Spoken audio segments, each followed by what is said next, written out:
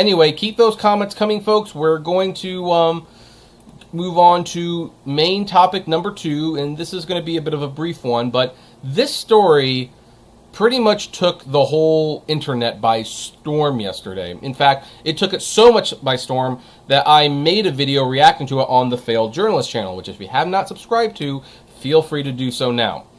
And I want to do a follow-up because there was at least one thing in that video and one thing going on yesterday that was not clear.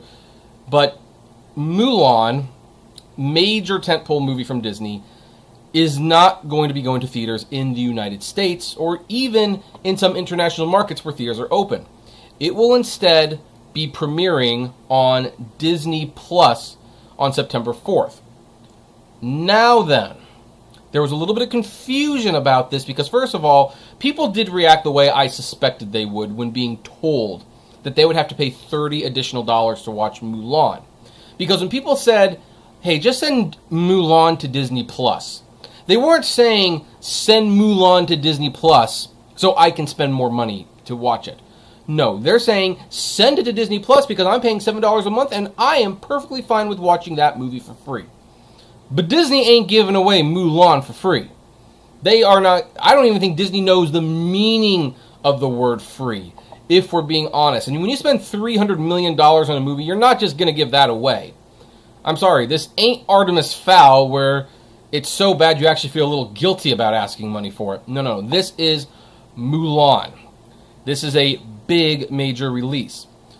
But so people reacted the way I totally expected that they would. But then there is some confusion. Okay, so that $30, is that to own or is that to rent? And after reading about this and really taking it in, it's a for rent price that feels like a purchase. Now let me explain why. Disney has said that it's $30 to unlock Mulan on Disney Plus. It's kind of like a microtransaction, really. And when you unlock the movie, it's unlocked forever. However, it's unlocked so long as you subscribe to the service. So, if you're a gamer out there and you have Xbox Live or the PlayStation Store, Xbox and PlayStation give away a couple titles every month if you're a subscriber of Xbox Live or PlayStation Plus. And you can download those games and they're unlocked. They don't get taken away. You can play them whenever you want. However, on the day that you decide, I don't want to pay for Xbox Live or PlayStation Plus anymore, those games become unusable. Now, they're still in your account, and whenever you reactivate your account, then you can watch them, or not watch them, you can play them again. But here's the thing. They're giving those things away for free, so it makes sense that if you decide you are not going to pay for Xbox Live or PlayStation Plus anymore, that you would lose access to those games. Disney is doing a very, very similar thing with Mulan. You can pay the $30, and you will unlock Mulan on Disney Plus forever. However, once that's done, if you decide one day that you are not going to subscribe to Disney Plus anymore, you lose access to that movie. And that is where you really have to stop and think if this is worth it or not. Because here's the thing, if you're going to pay $30 to go see it in theaters, at least you can get the IMAX, you can get the Dolby Atmos, the 40X, maybe the ScreenX if you're feeling really kinky that day.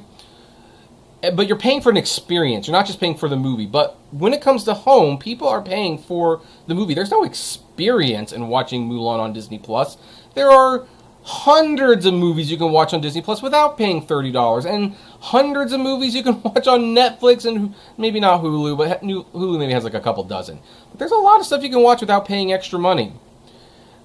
And here's the thing, how many times are you going to log into your Disney Plus on another person's account? Like, for $30, buying it on iTunes or Vudu, something that you can kind of carry it with you, makes a lot of sense. But it doesn't really for this, especially since Mulan in 2 to 3 months is eventually going to be free on Disney Plus. Once they've stopped charging people for it, it'll just be available. And the thing is, we don't even know how long that's going to be. It could be 2 to 3 months, and then it's available on Disney Plus. frankly, if it underperforms, it could be a month. And then if you just waited a month, you could then, watch Mulan for free on Disney+. Personally, I'm hoping this is a major failure.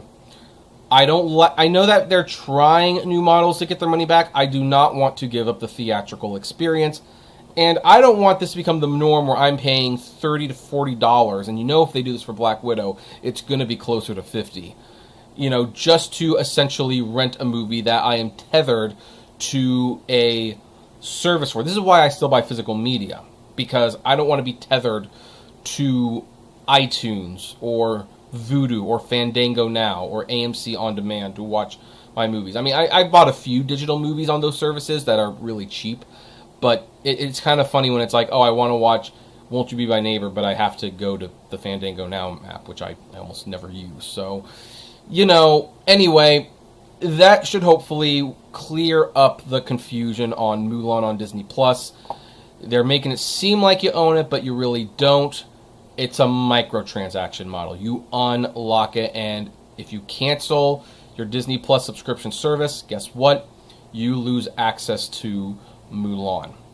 So you decide to do what you want. My question is, knowing that now, are you going to do this? Would you, maybe not necessarily for Mulan, but would you do this for any movie? Does this sound like an appealing model to you? I would love to know. Comment below, like, favorite, share, subscribe, and as always, flame responsibly.